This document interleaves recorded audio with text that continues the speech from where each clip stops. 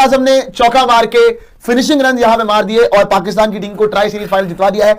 इस turning wicket पे जहां पे रन बनाना बड़ा मुश्किल हो रहा था दोनों साइड के बल्लेबाजों के लिए, जहां पर टिकना बहुत ज्यादा जरूरी था, वहां पर बाबर आजम न सिर्फ टिके हैं बल्कि आज अपनी टीम को मैच भी जिताया है। सिर्फ 30 रन पर खत्म हुई श्रीलंका, फाइनल में बजा पाकिस्तान का डंका। 84 फॉर 1 से कैसे पलटा मैच।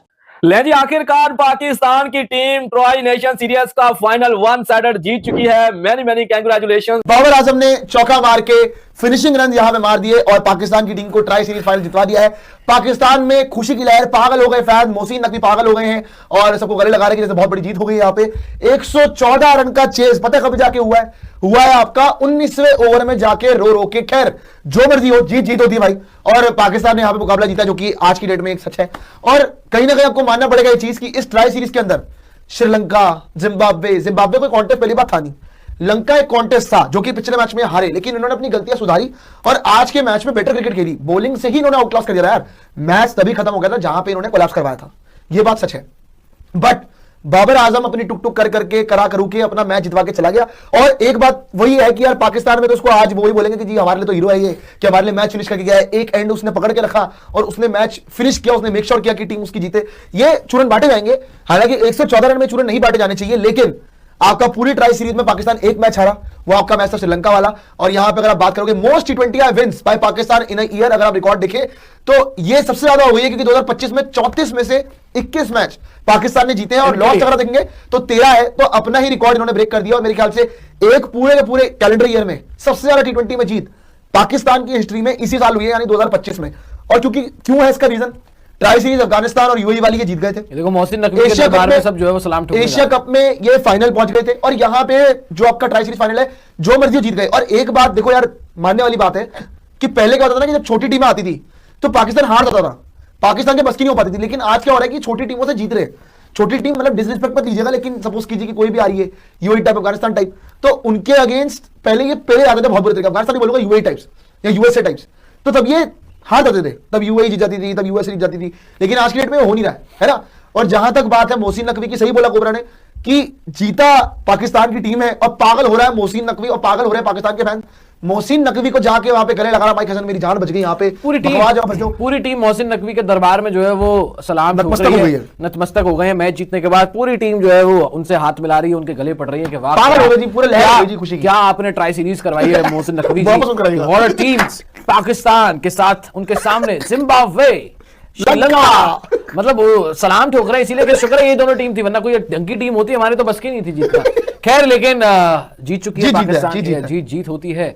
115 रन चाहिए थे इनको, 34 गेंदों में 37 रन बनाकर आज बाबर आजम नॉट आउट रहे। फिर से अपनी एवरेज उनकी मेंटेन यहां पर हो गई है। लेकिन इस टर्निंग विकेट पे जहां पे रन बनाना बड़ा मुश्किल हो रहा था दोनों साइड के बल्लेबाजों के लिए, जहां पर टिकना बहुत ज्यादा जरूरी था, वहां पर बाबर आजम न सिर्फ टिके हैं बल्कि आज अपनी टीम को मैच भी जिताया है। यह बहुत बड़ी बात है, क्योंकि मैच जब जिताकर आप वापस लौटते हो ड्रेसिंग रूम में, काफी ज्यादा कॉन्फिडेंस में इजाफा होता है। और आज के मैच में भी वही हुआ, इजाफा होगा, क्योंकि जब आप इस तरीके से मुकाबला खेलोगे, जब आप इस तरीके से बैटिंग करोगे, और मैं ये हमेशा बोलता था जहां पे स्लो विकेट रहेगा, जहां पे फास्ट विकेट नहीं होगा, जहां पे स्लो विकेट होगा, वहां पर आपको ऐसी ही इनिंग की दरकार है जहां पे एक बंदा एक छोर को पकड़े रहे, एक साइड को पकड़े रहे और वो आपको मैच जिताकर दे।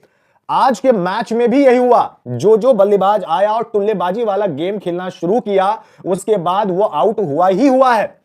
ये मैच बड़े शॉट लगाने वाला मैच नहीं था, जितना आप ग्राउंडेड शॉट खेलते उतना ज्यादा फायदा होता। और बाबर आजम हमेशा ग्राउंड शॉट खेलने पर विश्वास रखता है, ये उनकी स्ट्रेंथ है। और मैं इसी के बारे में बार बार कह रहा था कि जो बाबर आजम का नेचुरल गेम है, आप वो गेम आप उनसे मत छीने। बाबर आजम को आप क्रिस गेल नहीं बना सकते हैं, बाबर आजम ही बाबर आजम है, क्योंकि सेंसिबल इनिंग आपको यहां पर खेलने की जरूरत है। अगर आप यहां पर चौके छक्के लगाने की कोशिश करते, हवाई शॉट खेलने की कोशिश करते, ये जो मैच फिनिश करके बाबर आजम ने दिया है, ये मैच फिनिश तब नहीं होता। और यही बात पाकिस्तान की टीम को समझना पड़ेगा, उनके मैनेजमेंट को समझना पड़ेगा कि भैया जिस खिलाड़ी का जो स्ट्रेंथ है, आप उसी पर ही उसको खेलने के लिए दे। आप जबरदस्ती में आप उनको कुछ और एबी डिविलियर्स बनाने की कोशिश करेंगे ग्लेन मैक्सवेल, तो वो संभव नहीं है। जिसका जो स्ट्रेंथ है वो उसी तरीके से बल्लेबाजी करे, तब आप उससे फायदा उठा सकते हो। और आज के मैच में अगर आप स्कोर कार्ड भी देखेंगे तो किसी का स्कोर कार्ड इतना 300 का स्ट्राइक रेट, 200 का स्ट्राइक रेट वाला यह मुकाबला ही नहीं था। बावजूद इसके बहुत सारे लोग जो है ना आज अपने यूट्यूब चैनल पर आकर बैठ के हो सकता है कि ये बात करे, लेकिन भाई जब आपका स्कोर टारगेट ही 115 रन का है, जहां पे स्पिनर्स का बोलबाला है, जहां पे स्पिनर्स विकेट निकाल रहे हैं, मेरी जान, आप वहां पे ऐसे गेम खेलने की ही आपको जरूरत है। और इतना रिस्क लेने की क्या ही आपको जल्दबाजी है भाई। ले जी, आखिरकार पाकिस्तान की टीम ट्रॉय नेशन सीरीज का फाइनल वन साइडेड जीत चुकी है। Many many congratulation. और पाकिस्तान की टीम के लिए भाई नवंबर का जो मंथ था ना वो बहुत ज्यादा लकी रहा।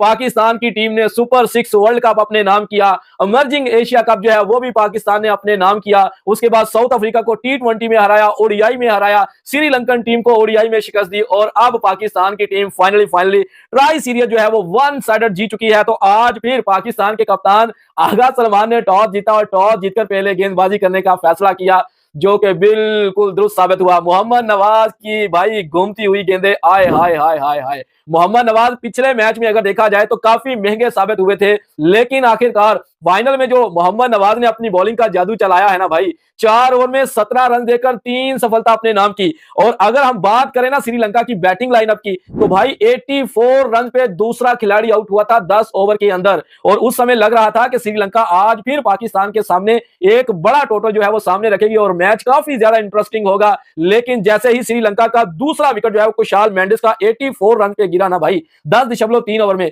उसके बाद तो भाई लाइनें लगी। यानी कि जैसे ही मोहम्मद नवाज अपना स्पेल डालने के लिए आए, उसके बाद चल तू मैं आया भाई। यानी कि श्रीलंका की बैटिंग लाइन ताश के पत्तों की तरह बिखर गई। हालांकि पाकिस्तान की कंडीशन में ऊपर से अच्छा स्टार्ट मिल जाए ना अगर आपको 10 ओवर में 84 रन बहुत होते हैं। और ये कोई इतना भी टर्न नहीं हो रहा था बॉल, जो बिल्कुल ही बेबस नजर आ रहे थे श्रीलंकन बल्लेबाज। लेकिन आज फाइनली भाई शाहीन के ऊपर भी हम आते हैं। सिर्फ 30 रन पर खत्म हुई श्रीलंका, फाइनल में बजा पाकिस्तान का डंका। 84 फॉर 1 से कैसे पलटा मैच। जी हां, Pakistan versus Sri Lanka tri series का फाइनल मुकाबला। और इस फाइनल मुकाबले में पाकिस्तान की जोरदार जीत आई, क्योंकि श्रीलंका सिर्फ 30 रनों पर ही सिमट गई, 30 रनों पर ही खत्म हो गई। क्या हुआ फाइनल मुकाबले में आपको बताते हैं।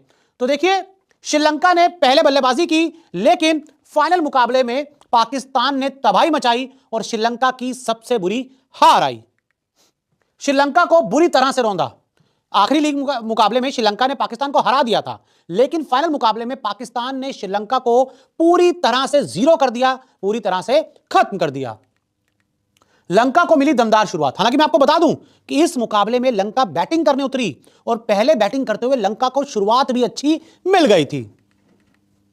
लंका का स्कोर एक समय 10.3 ओवर में 84 फॉर 1 था। और जब आप 10.3 ओवर में, लगभग 10 ओवर ही मान लिए, 10 ओवर में 84 रन बना लें और एक ही विकेट गिराओ, तो आप क्या उम्मीद करेंगे। आप उम्मीद यह करेंगे कि यहां से आपका स्कोर डबल होगा, यानी कि आप 170 के आसपास आसानी से 20 ओवर के बाद पहुंच जाओगे। लेकिन हुआ क्या, 84 फॉर 1 से श्रीलंका 114 रन पर ऑल आउट हो गई 19.1 ओवर में ही। यानी कि 30 विकेट श्रीलंका के, 9 विकेट श्रीलंका के सिर्फ 30 रन पर गिर गए, लंका खत्म हो गई। 30 रन पर लंका के 9 विकेट गिरे। 84 फॉर 1 से 114 पर 10 हो गए। क्लियर है, 9 विकेट आपने गंवाए और सिर्फ 30 रन आप बना पाए। 30 रन पर ही खत्म हुई श्रीलंका। 30 रन पे खत्म हो गए ना आप भाई, 30 रन 9 विकेट। मतलब समझ सकते हैं आपकी 84 फॉर 1 हो। मैं तो सोच रहा लंका 165 170 के बीच आराम से बनाएगी और पाकिस्तान को हरा देगी फाइनल मैच में, लेकिन यहां पर तो आप 114 पर ऑल आउट हो गए भाई, खत्म हो गए, आप कुछ नहीं कर पाए। 20 ओवर भी नहीं खेल पाई श्रीलंका।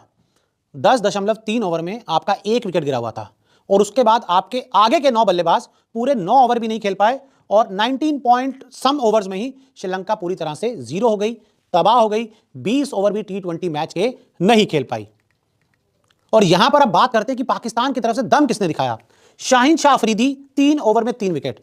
चोट के बाद वापसी करते हुए शाहीन शाह अफरीदी का जोरदार स्पेल आया। शुरुआत में कहें, एंड में कहें, शाहीन शाह अफरीदी बहुत ही ज्यादा इस मुकाबले में लीथल नजर आए, जोर लगाते हुए नजर आए, दम दिखाते हुए नजर आए और ये 3 विकेट शाहीन शाह अफरीदी के खाते में आए। और साथ ही मोहम्मद नवाज की भी तारीफ करनी होगी, उन्होंने 4 ओवर में 3 विकेट लिए। अबरार को भी विकेट मिला, नवाज को भी विकेट मिला, शाहीन शाह अफरीदी को भी विकेट मिला। यानी कि ऑल इन ऑल जो गेंदबाज थे उनका बड़ा ही शानदार शो रहा, बहुत ज्यादा ही शानदार स्पेल आपको देखने को मिला। और जब आप सामने वाली टीम को 114 पर ऑल आउट कर देंगे और 115 का टारगेट सिर्फ आपको मिलेगा, तो आपके लिए इस टारगेट को अचीव करना कोई बहुत बड़ी बात नहीं होगी। पाकिस्तान की तरफ से सैम अयूब और साहिबजादा फरहान ने जो तूफानी शुरुआत दिलाई, उसके बाद श्रीलंका के गेंदबाजों का पाकिस्तान के सामने कोई मुकाबला ही नहीं था।